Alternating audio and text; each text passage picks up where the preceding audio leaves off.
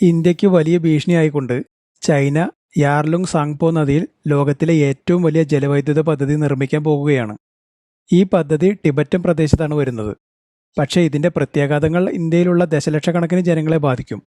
ബംഗ്ലാദേശിനും ഈ പദ്ധതി വലിയ തിരിച്ചടിയാണ്. പക്ഷേ ചൈനയുടെ സഖ്യകക്ഷിയായ ബംഗ്ലാദേശിന്റെ കാര്യം നമുക്ക് വിടാം. ചൈനീസ് പ്രധാനമന്ത്രി ലീ ക്യുവാങ് ശനിയാഴ്ച ഈ പദ്ധതിയുടെ നിർമ്മാണോദ്ഘാടനം നടത്തിയിരുന്നു. മോട്ടുവോ ഹൈഡ്രോ പവർ സ്റ്റേഷൻ എന്നാണ് ഈ പദ്ധതിക്ക് പേര് നൽകിയിരിക്കുന്നത്.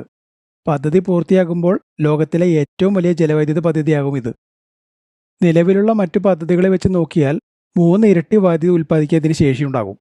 ഏകദേശം 15 ലക്ഷം കോടിയോളം രൂപ ചെലവ് വരുന്ന ഈ പദ്ധതി ടിബറ്റിലെ യാർലുങ് സാങ്പോ നദിയിലാണ് നിർമ്മിക്കുന്നത് എന്ന് ഞാൻ നേരത്തെ പറഞ്ഞല്ലോ. ഈ നദി ഇന്ത്യയിലെ അരുണാചൽ പ്രദേശ്, ആസാം, അതുപോലെ ബംഗ്ലാദേശ് എന്നിവിടങ്ങളിലേക്ക് ഒഴുകുന്നു. അവിടെ ഇത് സിയാങ്, ബ്രഹ്മപുത്ര, ജമുന എന്നീ പേരുകളിലാണ് അറിയപ്പെടുന്നത്. ഇതുകൊണ്ടാണ് ഈ പദ്ധതി ഇന്ത്യയെ ആശങ്കപ്പെടുത്തുന്നത്.